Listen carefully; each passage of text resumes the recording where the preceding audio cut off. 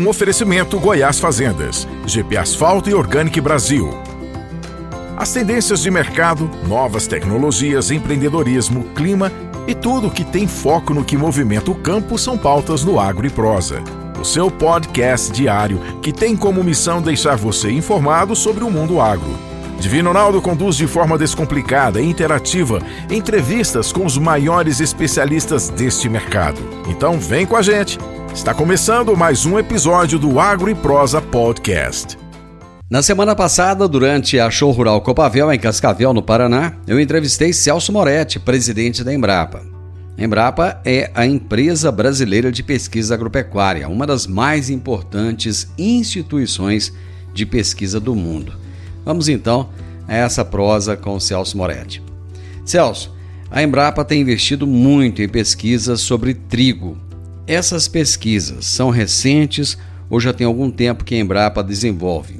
Bom, a Embrapa ela tem um programa de melhoramento genético de trigo que já dura 40 anos. Né? E mais recentemente, vou dizer aí por volta de 2010, nós começamos a trazer os materiais de trigo que haviam sido cruzados. Né? E aí é um trigo convencional, não é trigo geneticamente modificado. Começamos a levar para os cerrados. Né? Nós temos uma unidade lá, que é a Embrapa Cerrados, e começamos a desafiar, o que a gente chama, né? Essas variedades de trigo, e elas começaram a se desenvolver muito bem lá nos cerrados. Né? Então essa é uma história que já vem de longa data, e agora, em função da guerra na Ucrânia, né, o mundo, né, percebeu que precisava buscar outros fornecedores de trigo.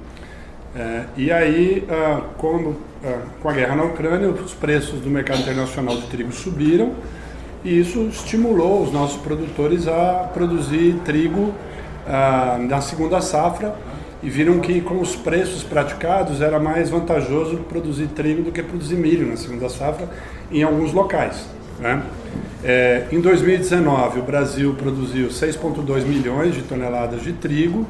E agora, nessa última safra, né, que foi colhida em 2022, nós chegamos a 10 milhões de toneladas. Né? Então, quer dizer, é um aumento de mais de 50% em 3 anos. Né? E o que mais é interessante é que, primeiro, o Brasil hoje ele tem uma demanda de algo em torno de 14 milhões de toneladas de trigo. Então, é a única commodity que a gente importa. E o Brasil entregou agora na última safra 10 milhões de toneladas. Então ainda nós precisamos importar trigo para atender o abastecimento da nossa população. Dos 3,1 milhões de toneladas de trigo que foram plantadas no Brasil, foram 2 milhões e 800 mil no sul e 300 mil hectares no centro-oeste. E a boa notícia é que a Embrapa mapeou os cerrados, que são o segundo maior bioma do Brasil, né, e viu que nós temos 4 milhões de hectares que se adequam à produção de trigo tropical. Isso eu estou me referindo aqui a áreas já consolidadas. Tá? Então, assim, a gente não precisa desmatar 1 milímetro quadrado de cerrado para produzir o trigo tropical. Dá para usar áreas degradadas de pastagens para a produção de trigo? Aí você vai precisar investir um pouco mais na questão da recuperação da, normalmente, pastagem degradada. Né? Aí a gente pode falar um pouco sobre LPF, né? Mas o trigo ele tem uma exigência de nutricional e tal. Mas resumindo, nós podemos em 5 anos ser autossuficientes, eu acho que nós vamos ser em menos de 5 anos autossuficientes na produção de trigo, e em 10 anos o Brasil pode exportar, virar um exportador líquido de trigo. Né? Então isso é uma trajetória que a gente já viu acontecendo com a soja, né? E agora a gente está vendo com o trigo. E como é que está a nossa produtividade por área? Eu digo que a gente vai fazer crescimento em 2 direções. Né? Uma é o crescimento vertical, que é o aumento de produtividade. Tá? Então é quilos por hectare, ou toneladas por hectare. Então, por exemplo, a produtividade média do trigo no Brasil são 3 toneladas por hectare. Mas esses materiais da Embrapa, teve um produtor ali no entorno do DF, que é o Paulo Bonato, em Cristalina, que ele colheu 9,6 toneladas. Ou quase 3 vezes, né? Aliás, mais de 3 vezes a média. Então isso mostrou o potencial produtivo no Cerrado, em Cristalina, né? Ali perto de Brasília, 100 quilômetros, né? Então nós vamos ter crescimento vertical, que é produtividade, e nós vamos ter crescimento horizontal, né? Que é utilizando esses 4 milhões de hectares. Então assim, o que assusta o mundo às vezes, né, é que o Brasil ele tem ainda a área que já está consolidada, como é o caso desses 4 milhões. Lembrando, né, o Cerrado são 204 milhões de hectares, estou falando de 4 milhões, né, de hectares. Que é uma área que já está consolidada e que a gente pode utilizar para a produção de trigo, nesse caso. O trigo pode vir a competir com o milho em área? Exatamente. Né? Como o Brasil, né, ele vem colhendo safras recordes, inclusive de milho, né, nós colhemos mais de 100 milhões de toneladas de milho há 2 anos, eu não sei como ficou do ano passado, né? Você vê, esse ano nós vamos passar de 150 milhões de toneladas de soja, né? Mais de 40 milhões de hectares. Assim, eu não vejo uma preocupação que o trigo viria a ocupar um espaço relativamente grande que competiria com o milho, né? Mas isso, como você bem colocou, vai depender do bolso do produtor, né? Se os preços estiverem interessantes, né?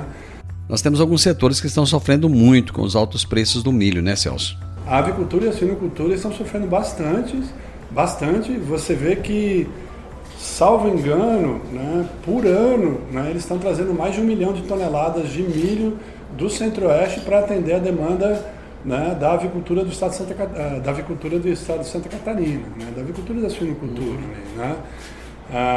Inclusive, nós temos trabalhado com cereais de inverno aqui no Rio Grande do Sul para ser uma possibilidade de substituição do milho, né, para produção de ração. Como é que é a qualidade desse trigo tropical em relação ao percentual de proteína?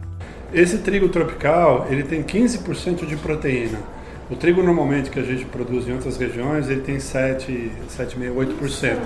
Então ele é considerado o trigo de grano duro. Né? Isso, né? O trigo italiano ou mesmo esse argentino de alta qualidade. Né? E quem come uma massa, né? Eu sou paulista, né? A massa em São Paulo é muito boa, mas você vai na Argentina e come, né, uma massa, você percebe, ou na Itália você percebe a diferença do trigo. Então isso é algo que realmente impressiona, né? Que a gente, além de estar produzindo trigo tropical, a gente está produzindo trigo com alto teor de proteína. Celso, a Embrapa tem parcerias com a África. Nós não estamos ensinando os nossos futuros concorrentes a plantarem? Nós não deveríamos deixar que eles próprios desenvolvessem as suas pesquisas? Esse é um excelente ponto. E é algo que ao longo desses 3 anos e 8 meses quase agora, que eu estou à frente da Embrapa, que eu tenho dito, né? A sociedade brasileira investe por ano bilhões de reais na Embrapa para a gente desenvolver soluções, né, para a agricultura brasileira, né? E não é justo que nós façamos a transferência gratuita de toda essa tecnologia para potenciais competidores que estão no caminho entre o Brasil e a China, né, que hoje é um dos maiores compradores da soja, né, acho que quase 80% da soja. Eu tenho falado sobre isso, e aí acho que é importante a gente separar em alguns componentes. A gente tem um componente de segurança alimentar e um componente de ajuda humanitária. O que a gente precisa fazer? Eu acho que todos os países, né, estão preocupados, principalmente com essa questão de mudanças climáticas e tal, estão preocupados com a questão da ajuda humanitária e da segurança alimentar. Então eu acho que assim, nós temos que participar do esforço internacional, né, para ajudar milhões de pessoas, que uma boa parte das pessoas que passam fome estão no continente africano, né, para ajudar a alimentar essa população. Esse é o primeiro ponto. Por outro lado, nós temos um componente comercial e de negócios que nós não estamos sabendo explorar, que deveríamos explorar, né? E aí eu dou sempre 2 exemplos. Aqueles mais experientes aqui da sala hão de se lembrar que na década de 50 os americanos fizeram um programa Aliança para o Desenvolvimento, da USAID. O selo estão 2 mãos assim dadas, chama Aliança para o Desenvolvimento. Então a USAID veio, né, aportou recursos aqui para o Brasil se desenvolver, então, toda a indústria automobilística, né, eu sou do ABC, então Ford, GM, né, montadoras e tal, veio. Então, quer dizer, veio ajuda, só que os americanos trouxeram as indústrias.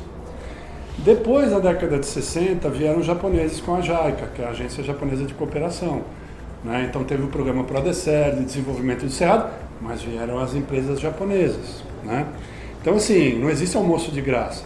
O que a gente precisa fazer? E eu já falei isso várias vezes, mas vou falar de novo. Né? Nós precisávamos ter uma ação coordenada. Acho que a Embrapa ela tem uma visibilidade, uma respeitabilidade. Nesses 3 anos eu rodei o mundo, né? Fui em todos os continentes, enfim. E a Embrapa ela pode ser uma ponta de lança para o setor privado brasileiro, para a parte de genética vegetal e para a parte de genética animal. Então, assim, podemos ir lá, podemos ajudar, mas vamos levar o setor privado brasileiro junto. Né? Eu acho que essa é uma oportunidade que nós estamos perdendo. Né? E podemos fazer isso de uma forma mais coordenada. Nos últimos 4 anos, a Embrapa teve um protagonismo muito grande. Ela pode perder esse protagonismo nesse governo de agora? Olha, eu creio que não. Nós somos uma empresa pública do Estado brasileiro. Nós temos uma missão social importante a cumprir e isso a gente não abre mão. Né? Lá em 2019, falava-se muito sobre privatização da Embrapa. Né? E eu fui um dos que foi contra a privatização da Embrapa, porque nós temos o banco genético da Embrapa, que eu falo que é a Arca de Noé brasileira, que aquele valor ele é intangível, não dá para saber quanto que vale aquilo. Eu queria da sociedade brasileira, é nosso, é dos nossos filhos, dos nossos netos, das próximas gerações. Então, assim, eu falei que a gente não devia privatizar a Embrapa. Então, a Embrapa deve permanecer uma empresa pública do Estado, mas ela tem que se abrir cada vez mais para o setor produtivo e para o setor privado e captar recursos. Né? Então eu não vejo a Embrapa perdendo um protagonismo, pelo contrário, eu acho que a Embrapa vai ter um papel mais importante. Né? E eu disse há pouco ali, nós temos que continuar lutando pelo nosso orçamento público, mas nós podemos capturar mais valor junto ao setor privado e é isso que a gente tem estruturado a empresa para fazer nesses últimos anos. E você já conversou com o presidente Lula para saber se você continuará à frente da Embrapa? E já aproveitando, fazer outra pergunta, qual que é o posicionamento da instituição frente às adversidades climáticas atuais? Não conversei.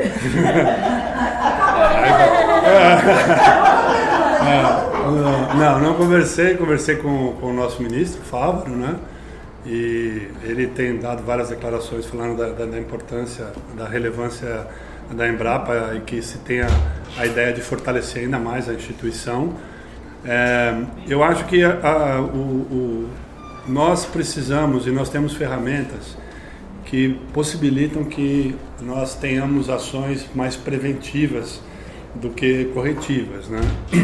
Então, assim, ano passado essa questão da seca foi ainda mais grave, né?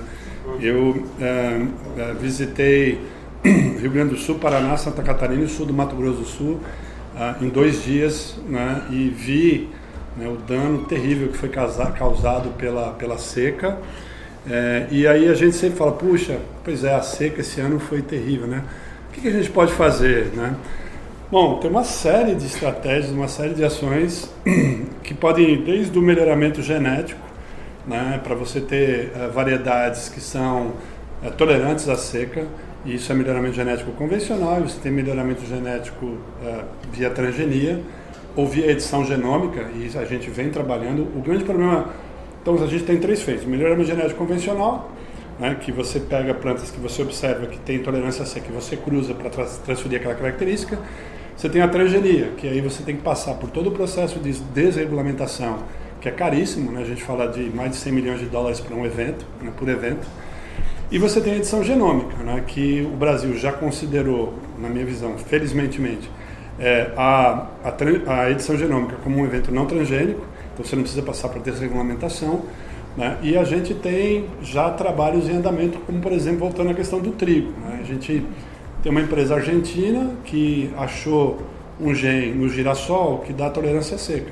E nós agora estamos colocando ele no trigo tropical.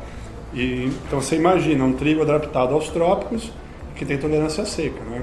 Isso aí pode ajudar a resolver o problema da fome. Você não vai resolver, mas vai ajudar a resolver. Então uma estratégia é a questão do melhoramento genético. Outra estratégia é você melhorar as condições do solo. né, e que o produtor precisa enxergar, né, o solo como um grande ativo que ele tem, né, para que ele tenha uma melhor estruturação do solo, para que as raízes possam penetrar mais profundamente. Então, porque a água ela vai secando, né, vai descendo, e a raiz, se ela não está bem desenvolvida, ela não consegue pegar água. Então, eu acho que assim, nós temos a questão do zoneamento agrícola de risco climático, né, então a Embrapa, para 44 cadeias produtivas, ela fala o que, quando, onde e quando plantar, né? E aí a gente dá o risco, se você plantar nessa janela, nesse lugar, tal cultura, tal variedade dessa forma, você tem o risco de 5% de ter frustração da sua safra até 40%. Né? Então esse é o zoneamento agrícola e risco climático, que é uma contribuição da Embrapa, que virou uma política pública, que a gente, falando de recurso, né, a gente monetiza zero, né? Não recebemos zero. E esse é um ponto que eu chamo sempre a atenção. Né? Como empresa pública, nós geramos uma série de soluções que estão aí, né, que são utilizadas, e aí o pessoal fala, não, a Embrapa é excelente, a Embrapa faz um belo trabalho, mas aí chega no final do dia, tem que pagar o cheque, né? Tem que pagar as contas. Né? E o Estado brasileiro, a gente tem uma série de outras, tem várias prioridades, né? Segurança, saúde, infraestrutura e tal, aí tem ciência e tecnologia. Né? Então, se a gente for concorrer de igual para igual com saúde, com educação, né, com ciência e tecnologia, é difícil. Por isso que aí eu volto na questão da parceria com o setor privado. Mas respondendo, acho que previsibilidade, né, tecnologia, né, preparo de solo, política pública, é um conjunto de ações para a gente não estar aqui o ano que vem de novo falando, né, tivemos mais uma seca e perdemos de novo. Né? E como é que está o estímulo à irrigação? O Brasil ele tem uma área de algo em torno de 8 milhões de hectares irrigados. A gente tem potencial para chegar a 30 milhões. Nós temos 12% da água doce do mundo, né? Nós temos aí, né, o aquífero Guarani, que passa aqui onde a gente está por baixo, né, que, enfim, né, é um ativo enorme. Agora, tem que saber usar. Né? Se a gente não tiver políticas muito claras de uso, de recursos hídricos, de outorga e tal, isso aí, obviamente, se não tiver questão de recarga, né, se a gente não tiver, obviamente, o combate ao desmatamento ilegal, a gente vai ter problemas no futuro. Celso, a iniciativa privada tem investido muito em pesquisa e o Brasil é carente de bons quadros. A Embrapa tem excelentes pesquisadores, né? Não existe uma preocupação de perder esses pesquisadores para a iniciativa privada? Olha, considerando que nós temos 2.110 pesquisadores, né, nós perdemos talvez 10 pesquisadores aí nesses últimos 4 anos para o setor privado no Brasil e para as universidades americanas. Né? Só que isso vem num crescendo. Né? Eu digo para você que a remuneração de um pesquisador na Embrapa é muito boa. Tá? Digo para você que as condições de trabalho são boas. Só que como esse agro brasileiro vem crescendo e como os investimentos são muito grandes no Brasil, e o pessoal lá fora vê que a gente tem pessoas altamente qualificadas e capacitadas, né? Nós somos o tempo todo assediados, né? E temos que pensar em formas de reter essas pessoas. Uma das formas é dar participação para os nossos pesquisadores nas invenções, vamos dizer, das coisas que eles vêm fazer, que inclusive está previsto no Marco Legal de Ciência e Tecnologia, uma questão de implementação apenas. O Brasil é excelente para produzir, mas péssimo para comunicar as excelentes práticas de manejo. A Embrapa tem feito algo para ajudar a comunicar com eficácia esse agro brasileiro? Olha, eu posso falar de cátedra. Se eu tivesse com meu passaporte aqui, eu mostrava para você, né, o tanto de missões internacionais que a gente fez o ano passado e aí levando essa mensagem exatamente, né? Acho que a gente precisa fazer 3 coisas: comunicar, comunicar e comunicar, né? E eu acho que a gente tem feito mal, né? Dentro da minha, né, capacidade restrita, né, eu ano passado, junto com a Apex, né, a Apex tem um programa muito interessante que é o PanAgro. Eu estive em vários lugares do mundo, né, mostrando esse agro que produz e preserva, né, esse agro que esse produtor, né, que preserva no bioma amazônico 80% da propriedade dele. quer dizer, isso é inimaginável, né, em qualquer lugar do mundo, né? E eu, em Singapura, por exemplo, eu falei, imagina você investe num hotel aqui com 100 apartamentos, só que você tem que deixar 80 fechados, você só pode explorar 20, você vai fazer isso?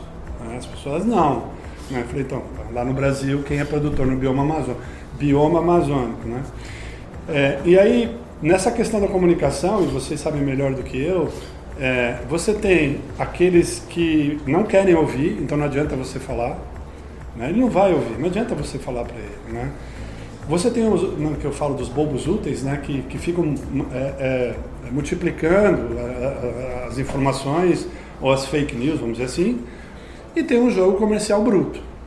Então também a gente não pode querer se enganar.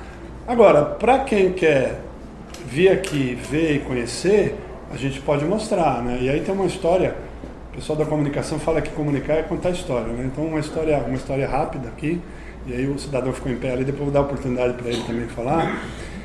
Eu participei agora de um debate no parlamento irlandês, né? E eu fui recebido pelo presidente da Frente Parlamentar Irlandesa no Senado e o presidente da Frente Parlamentar Irlandesa na Câmara dos Deputados. E não sei se vocês sabem, a Irlanda ela já foi um grande competidor do Brasil na produção de proteína animal, né? E eles falam que uma das missões deles é ajudar a alimentar o mundo, alimentar a Europa e tal, né? E eles muito preocupados com o acordo do Mercosul-União Europeia, né? Porque isso vai eventualmente colocar a carne brasileira no mercado europeu, que é um mercado que eles contam como um mercado importante, né? E aí eu comecei a falar sobre agricultura de baixo carbono, sobre plantio direto, fixação biológica de nitrogênio, soja de baixo carbono, carne de baixo carbono, né?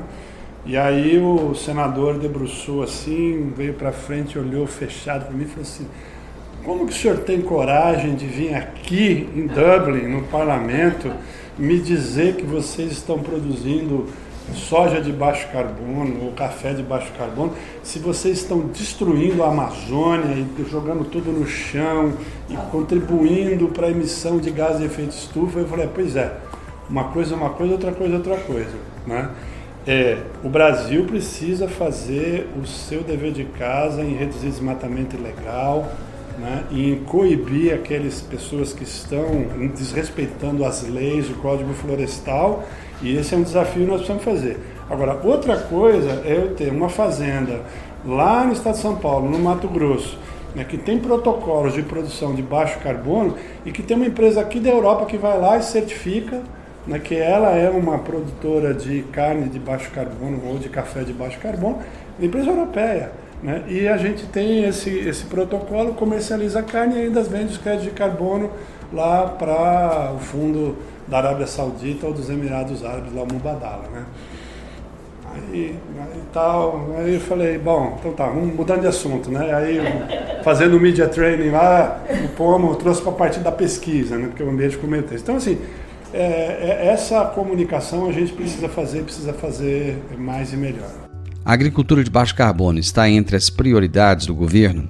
Eu acho que, pelo que o ministro tem colocado, né, na fala dele, essa questão da agricultura de baixo carbono ela vai ser realmente potencializada, e eu acho que é uma decisão muito acertada, né, porque nós temos, né, o Plano ABC, que entrou agora na segunda década, né, que é o Plano ABC+, né, que tem na sua base tecnologias desenvolvidas pela Embrapa, é algo que já se mostrou, né, uma política pública de sucesso, né?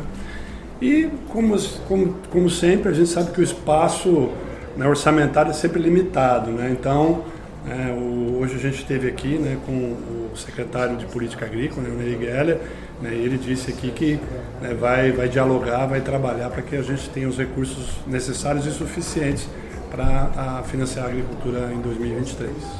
Existe algum projeto de apoio à substituição do milho na ração de aves e suínos?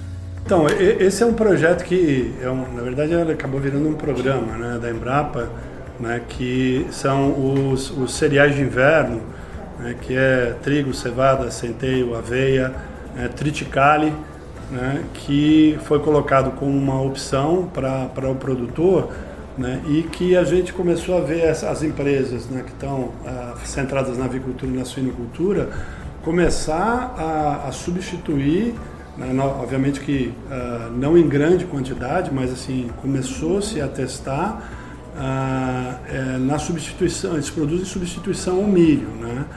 Então, assim, para ter, vamos dizer assim, informações mais detalhadas, a gente precisaria falar com o nosso pessoal da Embrapa Suínos e Aves, que fica em Concórdia. Então, eles têm as informações, mas a informação que a gente tem é que é uma iniciativa de sucesso, né, que obviamente depois você precisa balancear. Uma coisa é você usar o milho e balancear a ração, outra coisa é você usar outros cereais que tem outras proteínas, outros minerais e tal.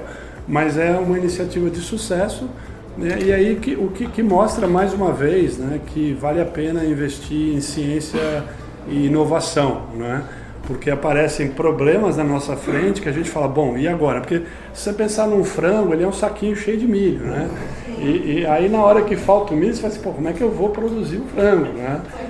E aí vem a ciência e fala, olha, você pode usar o triticale, você pode usar o trigo, você pode usar aveia, você pode usar centeio, até farelo de arroz andaram usando, né? Que é bem mais pobre quando você compara com o teu proteico do milho, né? Há uma ideia de incentivar o produtor a plantar trigo em vez de milho? Na verdade, assim, o produtor, né, ele é um empresário, né? Então ele faz a conta. Bom, eu plantei soja na primeira safra, o que eu vou colocar na segunda safra? Aí ele, obviamente, quando ele vai fazer o plano dele, ele analisa, vê o mercado, ele vê as tendências e fala, não, é melhor eu produzir milho porque isso aqui já está firme e eu consigo uma renda melhor. Essa última safra do trigo, por exemplo, nós vendemos para o exterior, para os países árabes, 4 milhões de toneladas de trigo. Então, olha, o Brasil precisa de 14, nós produzimos 10, mas vendemos 4. Então, nós ficamos com 6, tivemos que importar 8 para atender a demanda, né? Então, acho que isso mostra a beleza, vamos dizer assim, dessa atividade do agroempresarial, como várias outras, né? Quer dizer, ainda que o Brasil seja importador, o produtor viu que valia a pena vender. E nós, exatamente, como uma opção. E nós vendemos. Agora, essa é sempre uma preocupação. Quando a gente teve quebra de safra, quando o preço no mercado internacional ficou muito bom e o pessoal falou, eu vou exportar e não vou manter aqui dentro, como a gente tem um mercado livre iniciativa aberto, né, sempre causa calafrios, né, e fala assim, vai faltar milho para alimentação animal, e aí se falta para alimentação animal aumenta o preço, isso é inflação e tal, e aí, né, tem que se fazer todos os cálculos. Por isso que é muito importante a gente esclarecer isso, ter tecnologia e ter políticas públicas adequadas. Hoje eu conversei com o Celso Moretti, presidente da Embrapa. Um oferecimento Goiás Fazendas, GP Asfalto e Organic Brasil.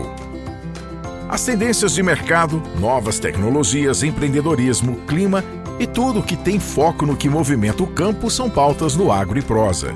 O seu podcast diário que tem como missão deixar você informado sobre o mundo agro. Divino Ronaldo conduz de forma descomplicada e interativa entrevistas com os maiores especialistas deste mercado. Então vem com a gente.